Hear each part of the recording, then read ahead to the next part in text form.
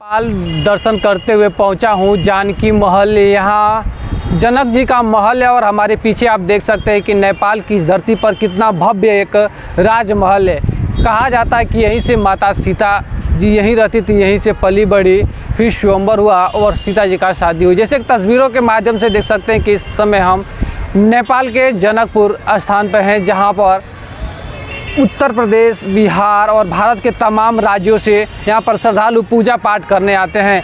तस्वीरों के माध्यम से देख सकते हैं कितनी खूबसूरत महल है और इसके बारे में और भी हम आपको विस्तार से बताएंगे। यहाँ से जो पूजा पाठ करने वाले यहाँ पे जो दर्शनार्थी है उनसे भी बात करेंगे कि यहाँ पर किस तरह की व्यवस्थाएं हैं और क्या है। लेकिन जो महल है प्रथम दृष्टि से बहुत भव्य लग रहा है, वाकई ये दर्शनीय है। अगर आप भी आना चाहते हैं इस नेपाल के तो यहाँ आ सकते हैं जनकपुर, जहाँ एयरपोर्ट की भी सुविधा है और ट्रेन की भी सुविधा है। भारत सरकार के द्वारा ट्रेन की भी सुविधा दिया गया है कि आप भारत से सीधा यहाँ जनकपुर रेलवे के द्वारा आ सकते हैं। रेलवे स्टेशन भी बनाया गया है, बाकायदा सारे व्यवस्था कर दिया गया है, तो आप भी आकर यहाँ पर दर्शन कर सकते हैं। देखते रहिए इस वीडियो को।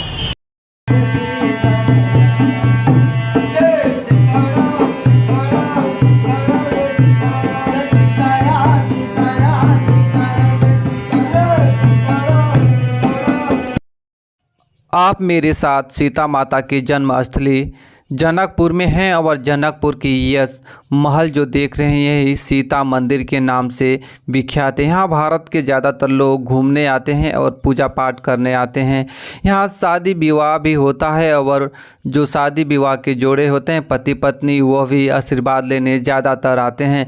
लेकिन जो दूधिया कलर से बनी ये महल आँखों को रोशनी से चकमका देती है। तस्वीरों के माध्यम से देख सकते हैं कि कितनी भव्य मंदिर बना हुआ है।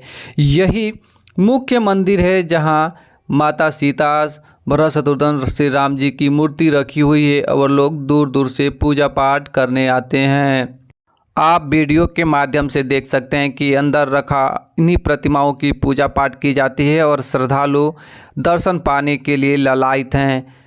माता सीता जानकी जी की यह जन्मस्थली है, वो यहाँ दूर दूर से लोग पूजा पाठ करने आते हैं। जो आप देख रहे हैं ये व्यू माता सीता की जन्मस्थली या जानकी मंदिर या सीता मंदिर कहें, ये ऊपर से दिखता, इतना भव्य दिखता है कि हर एक व्यक्ति यहाँ आना जरूर चाहेगा। तस्वीरों के माध्यम से देख सकते हैं कि ऊपर से जानकी माता मंदिर कितना भव्य दिखता है और यही वजह है कि लोग इस मंदिर में खींचे चले आते हैं। कहा जाता है कि जिनके पुत्र प्राप्ति नहीं होता है वह भी इस मंदिर में दर्शन करते हैं और दर्शन करने से उन्हें पुत्र प्राप्ति होती है। मैं नहीं कर रहा हूँ, यहाँ के मुख्य जो पुजारी हैं उनसे भी हमने बात किया। उनका यही कहना है कि इस मंदिर की मुख्य जो लालसा होती है, लोगों की इच्छा होती है देखने के लिए, वो कई सारे हैं। आइए अब आपको घुमाते हैं यहाँ की जो संग्रहालय है। संग्रहालय में घूमने के लिए आपको भारतीय रुपये 10 रुपये लगते हैं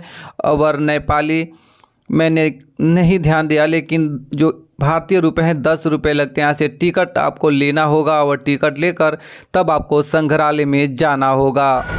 मैं जहाँ मौजूद हूँ यह जानकी मंदिर का संग्रहालय है। यहाँ पर आपको इंडियन रुपीज़ 10 रुपये लगते हैं, इंडिया के जो रुपए होते हैं आपका टिकट लगते हैं। यहाँ पर संग्रहालय बनाया गया है जो सीता से जुड़ी और राम से जो जुड़ा हुआ जो भी मूर्तियाँ हैं जो भी हैं यहाँ पर दिखाया गया है। और आर्टिफिशियल मशीन के द्वारा भी यहाँ पर शादी विवाह दिखाया गया है। स्वयंवर आपको सीता माता और भगवान राम एक साथ घूमते हुए दिखाई देंगे। यहाँ पर गोद में खेलते हुए सीता माता को दिखाया गया है। तमाम वो चीज़ें दिखाई गई हैं जो यहाँ से जनकपुर में माता सीता से जुड़ी हुई है। यह है संग्रहालय। आप देख सकते हैं कि जनक जी हर जोत्र हैं, उनके नीचे एक घड़ा है और उसी में से माता सीता निकलती हैं। आप तस्वीरों के माध्यम से देख सकते हैं कि आर्टिफिशियल मशीन के द्वारा उन्हें बनाया गया है और जनक जी सहलाते नज़र माता सीता की नज़र आ रहे हैं। वहीं देख सकते हैं कि तुलसीदास जी का भी यहाँ पर प्रतिमा बनाया गया है और तुलसीदास पढ़ते हुए तस्वीरों के माध्यम से देख सकते हैं कि सीता विवाह के लिए जो स्वयंवर रची गई थी, जो 7 फेरे हिंदू रीति रिवाज से लिया जाता है, आर्टिफिशियल मशीन के द्वारा सीता माता और श्री राम जी 7 फेरे लेते हुए आपको नज़र आ रहे होंगे। तस्वीरों के माध्यम से देख सकते हैं क्योंकि इसमें कांच लगा हुआ है तो बाहर की भी तस्वीरें इसमें कैद हो जा रही हैं। लेकिन आप साफ स्पष्ट देख सकते हैं कि आर्टिफिशियल मशीन के द्वारा सीता माता और भगवान श्री राम चलते हुए नजर आएंगे। यह है संग्रहालय, जहां 10 रुपये टिकट से आप इस संग्रहालय में दर्शन कर सकते हैं और संग्रहालय में राम सीता से जुड़ी हुई जो तथ्य हैं, जो साक्ष्य हैं, उसे देख सकते हैं। यह है परिक्रमा स्थल, इसमें परिक्रमा भी कर सकते हैं। और ये मैथिली पेंटिंग है जो बेहद खूबसूरत पूरे जानकी मंदिर में जगह जगह बनाया गया है। मैथिली पेंटिंग लोगों को अपनी तरफ मोह लेती है। यह तस्वीरें हैं जब भगवान श्री राम जनकपुर में पहुंचे थे और फूल देख रहे थे, तोड़ रहे थे, तभी का। ये सारी चीज़ें आपको संग्रहालय में मिल जाएंगी। ये कपड़ा है और दिन के हिसाब से सीता माता इसे पहनती थी। साथ में उनसे जुड़ी हुई तमाम चीज़ें यहाँ पर संग्रहालय में रखी गई है कि जो भी दर्शनार्थी आएँ, जो भी श्रद्धालु आएँ, उसे गौर से देख सकें। और सीता माता की जो जेवरात थे वह भी यहाँ पर रखा गया है, वह क्या क्या पहनती थीं, सारे चीज़ इस संग्रहालय में एकत्रित करके रखा गया है, जो श्रद्धालुओं को बेहद खूबसूरत बनाती है। श्रद्धालु इसे देखने के लिए खींचे चले आते हैं। तस्वीरों के माध्यम से देख सकते हैं कि ये जनकपुर का संग्रहालय है और श्रद्धालु इस संग्रहालय में आकर सीता माता से जुड़ी तमाम साक्ष्यों को देख रहे हैं, तमाम चीज़ों को देख रहे हैं। देख सकते हैं कि यहाँ सीता माता लेटी हुई हैं और जो दासी हैं वह पंखा डुला रही हैं, जो बेहद खूबसूरत दृश्य है। और इसे ही देखने के लिए लोग दूर दूर से, यहाँ तक कि भारत ही नहीं अन्य देशों से भी श्रद्धालु इस दृश्य को देखने पहुँचते हैं। लेकिन आप बी न्यूज़ की तस्वीरों के साथ देख सकते हैं कि बी न्यूज़ चैनल लगातार आपके लिए उन जगहों पे जा रहा है जहाँ शायद आप नहीं पहुँच सकते या पहुँचे भी होंगे तो पूरे अच्छी तरीके से आपको जानकारी नहीं मिली होगी। बी न्यूज़ लगातार इन तस्वीरों के माध्यम से आपको दिखा रहा है। देख सकते हैं कि माता सीता को खिलाया जा रहा है, गोद में माता उनकी ली हुई हैं और उनके आसपास दासियाँ भी खड़ी हैं, जैसे कि आप तस्वीरों के माध्यम से भी देख सकते हैं। माता सीता से जुड़ी हुई यहाँ पर संग्रहालय हो और मैं संग्रहालय में मौजूद हूँ। आपको दिखाएंगे कि इस संग्रहालय में क्या क्या है। माता सीता से जुड़ी हुई जो मुकुट, बाकी अन्य सामान है, जो उनकी श्रृंगार के सामान है, सारे सामान यहाँ पर रखे हुए हैं। आइए बात करते हैं जो इस जानकी मंदिर के मुख्य पुजारी हैं, उनका इस मंदिर पर क्या कहना है। क्योंकि जो नेपाल की ये जानकी मंदिर है, जनकपुर का मंदिर है, उसके पूरे देख रेख, पूजा पाठ, सारी व्यवस्थाएं इनके ही अंदर है। और यहाँ पर पहुँचे श्रद्धालुओं से भी बात करेंगे। बी न्यूज़ की टीम लगातार आप तक वो सच्चाई पहुंचाती है जो शायद आपको मेन स्ट्रीम मीडिया तक भी नहीं मिलेगा। आइए बात करते हैं जो यहाँ के जनकपुर मंदिर के मुख्य पुजारी हैं, उनका इस संबंध में क्या कहना। और यहाँ से अमेरिका से भी पहुँचे कुछ श्रद्धालु हैं, बिहार से भी पहुँचे श्रद्धालु हैं, उनसे जानेंगे कि आखिर इस मंदिर के बारे में वो क्या सोचते हैं। यह मंदिर कैसे मनोकामना पूर्ण माना जाता है, लोग इस मंदिर में दर्शन करने कहाँ कहाँ से आते हैं और इस मंदिर का मुख्य जो पूजा होती है कब होती है। आइए सुनते हैं महाराज जी से। कहा नहीं जाता है, ये त्रेते युग की कहानी है जो अभी तक मालूम पड़ता है कि आज ही हो रहा है। जो कुछ आप देखते हैं ये त्रेता की कहानी है, लेकिन अभी कलयुग में भी मालूम पड़ता है कि आज ही का है ना। तो ये यहाँ श्रद्धालु तो बहुत देशों से आते हैं, लेकिन सबसे ज़्यादा जो है सो भारत से लोग आते हैं। और यहाँ श्री 12 महीना में 12 उत्सव होता है यहाँ, जिसमें सबसे बड़ा उत्सव जो है सो विवाह उत्सव होता है दिसंबर के लगभग में। विवाह उत्सव में क्या कन्याओं को जो गरीब होते हैं उनका भी शादी यहाँ पर किया जाता है जैसे भारत में होती है? विवाह उत्सव में तो अयोध्या से बाराती हर साल आती है और यहाँ जानकी महल का जो कुछ अपना उत्सव है वो तो होता ही है। और 108 कभी 54 कभी 35 40 50 ऐसे जो हैं सो होते ही रहता है यहाँ। हर साल विवाह उत्सव, कन्यादान जो है सो होता ही रहता है, हर साल ही होता है। 50 60 100 ऐसे को उसी विवाह उत्सव के ही मंच पर दूसरे रोज़ पुनः सब जाति के, सब वर्ग के, गरीबों का, धनिकों का जो अपना इच्छा प्रकट करते हैं सबको किया जाता है उस विवाह उत्सव। महाराज जी जो ये मंदिर भव्य बना हुआ है और यहाँ से कौन कौन सी देश से श्रद्धालु माता जी के पैर छूने आते हैं? ये मंदिर जो बना हुआ है तो टीकमगढ़ के रानी जो अयोध्या बनवाई वही ये भी बनवाई है। लेकिन यहाँ देशों तो हर देश के लोग आते हैं। अब किसको हम कहें कि देखिए सबसे ज़्यादा भारत के लोग आते हैं। जिसको लड़का न होता है वो लड़का हुआ तो फिर आया, यहाँ मुंडन कराया, फिर नाच नचवाया। किसी को शादी नहीं होता है तो यहीं आके शादी भी करता है, जनेऊ भी करता है, हर प्रकार के अपना जिसको जो मनोत्री होता है ना वो करता है। और यहाँ 10 लाख आदमी तो केवल मिथिला का परिक्रमा करता है, वो फाल्गुन महीना में होता है। यहाँ तो नित नव मंगल मोद बधावा, यहाँ तो हर रोज़ ही जो है उत्सव ही उत्सव होता रहता है। हर रोज़ लोग आते ही रहते हैं यहाँ। भगवान से जुड़ा हुआ एक तीर्थ स्थल है और जो यहाँ श्रद्धालु आते हैं उनके लिए मंदिर प्रशासन द्वारा किस तरह से व्यवस्था किया जाता है?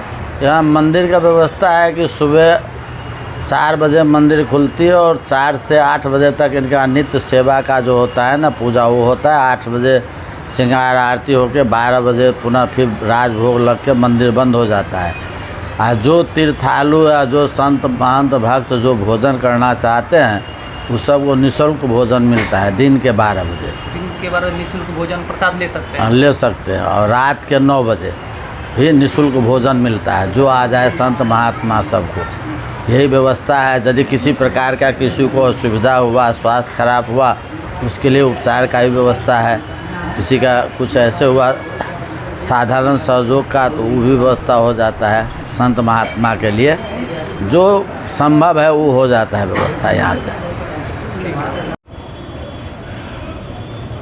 17.5 लाख वर्ष पहले माँ किशोरी जी उत्पन्न हुई। वो धरती से उत्पन्न हुई और संपूर्ण संसार से असुर को समाप्त करने के लिए मर्यादा पुरुषोत्तम राम से